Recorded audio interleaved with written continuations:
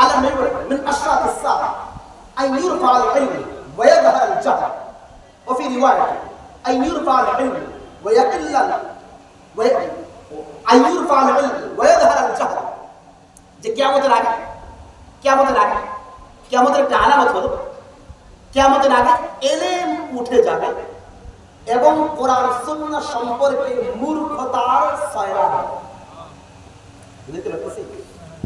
আইয়াকিল্লাল ইলমু ওয়া ইয়াযহারুল জাহল, কোরআন হাদিসের ইলম কমে যাবে আর মূর্খতার কি হবে? আরে কোন না কেন মূর্খতা বাড়বে। বলেন মূর্খতা কি হবে? কি সম্পর্কে মূর্খতা? কোরআন হাদিস সম্পর্কে মূর্খতা বাড়বে। সবাই বলতে হবে কি সম্পর্কে মূর্খতা বাড়বে? ইলম উঠে যাবে আর কোরআন হাদিস সম্পর্কে মূর্খতা বাড়বে। এর আগে কিয়ামত হবে। আমাদের বিলালপুরের মানুষ, মসজিদের মানুষ, শিখের মানুষ খুশি হলো আপনারা যে আল্লাহ নবী যদি বলছেন কিয়ামতের আগে কোরআন হাদিস সম্পর্কে মূর্খ ব্যক্তি বাড়বে। এই আলামত হওয়ার আগে তো কিয়ামত হবে না। তো ইনশাআল্লাহ আমরা কিয়ামত ঠেকা দেওয়ার মতো হালতের মধ্যে আছি। কারণ মূর্খতা তো এখন বাড়তেছে না, কারণ ঘরে ঘরে মৌলবী।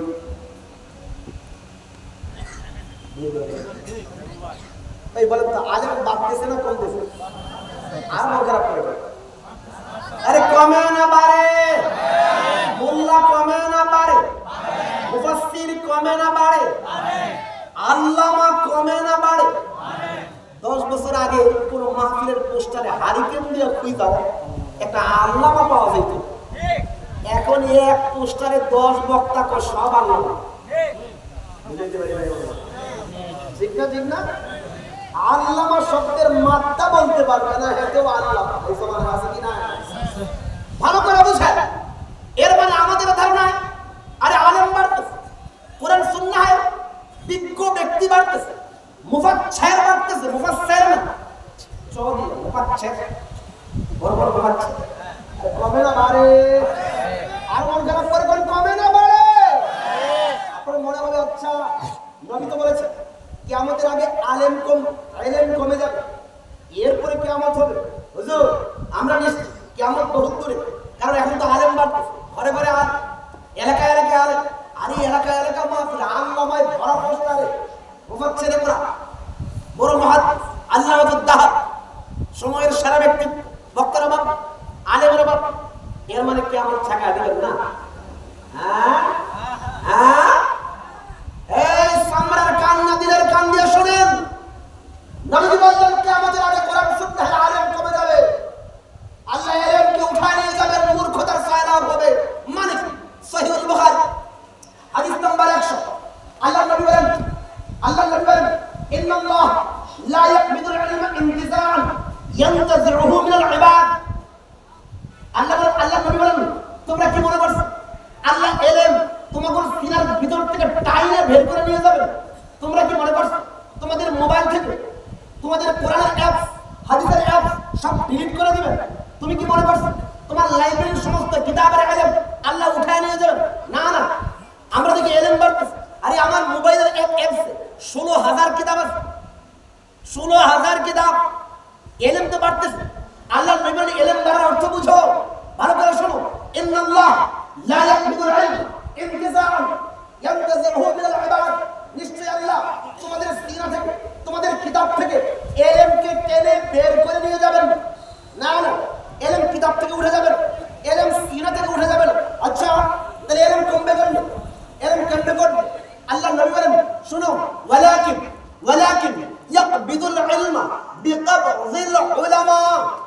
আল্লাহ বিজ্ঞ আলেমকে উঠায় নেওয়ার মাধ্যমে আল্লাহ ইলমকে উঠায় নিয়ে যাবে। এর মানে বুখারী শরীফ পড়ে থাকবে, প্রকৃত শাইখুল হাদিস থাকবে না। হাদিসের কিতাব পড়ে থাকবে, প্রকৃত মুহাদ্দিস থাকবে না।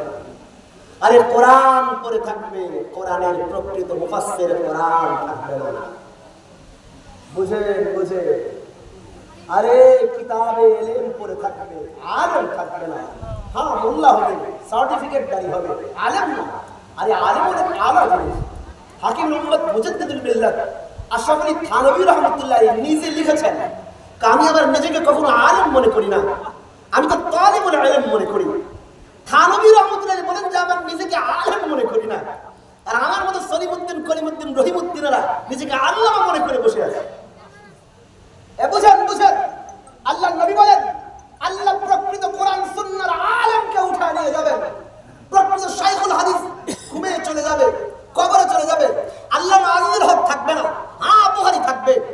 আল্লামা তাওয়াজ্জুল হক হবিগঞ্জ থাকবে না, হ্যাঁ সুনানে মুসলিম, সহিহ মুসলিম, সুনানে আবু দাউদ কিতাব পড়ে থাকবে। প্রকৃত আলেম কবরে চলে যাবে, হাদিস পড়ে থাকবে, মুহাদ্দিস থাকবে না, কোরআন পড়ে থাকবে, মুফাসসির কোরআন থাকবে না।